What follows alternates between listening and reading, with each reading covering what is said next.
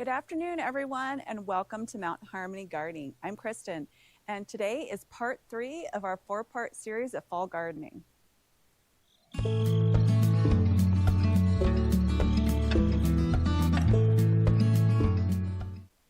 Today, we are going to be talking about where the greenhouse used to sit and then our long bed here in front of the shed. So the first thing that I want to start off talking about is our Bartlett pear that we have over here. This has been a great success. I know it looks a little bit funny kind of sitting outside of the other bed, but I want to save as much space in this bed as possible because it's a little bit smaller than some of the other ones. This did really well until it got really windy out here one day and a branch fell out of the ash tree above and it knocked off the branches on this side. And that was the branches that had the pear on it. I was really disappointed, but hopefully next year this will flower and we will get some more pears. Now, as far as this goes, I think the vertical growing of the zucchinis went really, really well this year, but I planted them a little close together and the fennel that you can see is still trying to grow. Even though we've cut it back, it's still growing. I can see new growth on it. It really loves the cold weather. Kind of took over. So next year I'm going to be digging the fennel out of that spot. It never bulbed up. And like, here's the other fennel on this one too. And they just aren't bulbing up. And that's the whole point of growing, is for the bulb to use in cooking. So I'm going to completely take those out. And I'm going to spread out the zucchini across the whole entire front of the bed next year.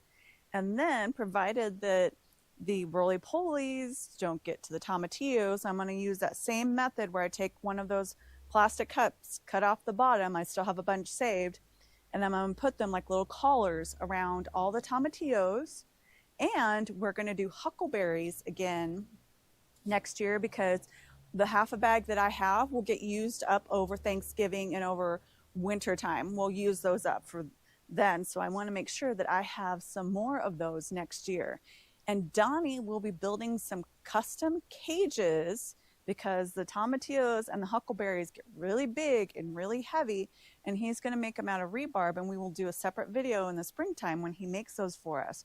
So we will have all that support back there, and then in the front we will have all the zucchinis and kind of spread out. I will be putting the dahlias back in the corners, but I'm going to do one there this year or next year, and then I'm going to do another one in that corner as well. And we're pretty much going to keep the little pockets around here the same because they've done really, really well. And you can see, I mean, I've never had snapdragons get this big before. I mean, both of them look really good. And I think I'm going to plant a few more coleus on this side because they seem to do really good in these little pockets, and it gets quite a bit more shade back here.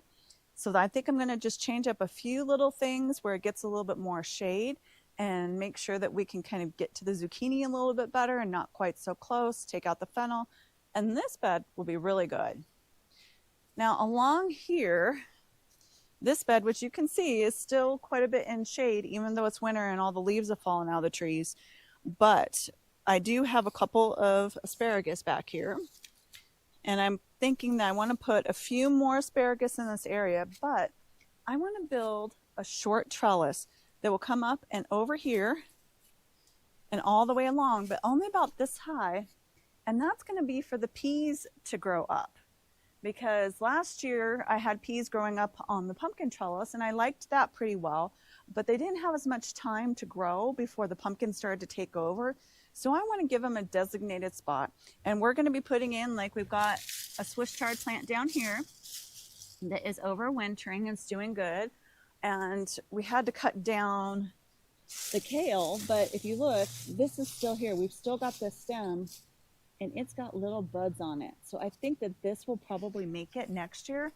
So I will have saved that perennial kale because that one does really well, provided we don't get a ton of moisture and get aphids really bad, because I had taken them all off and it was doing fine, and then it got really wet again and there were the aphids again.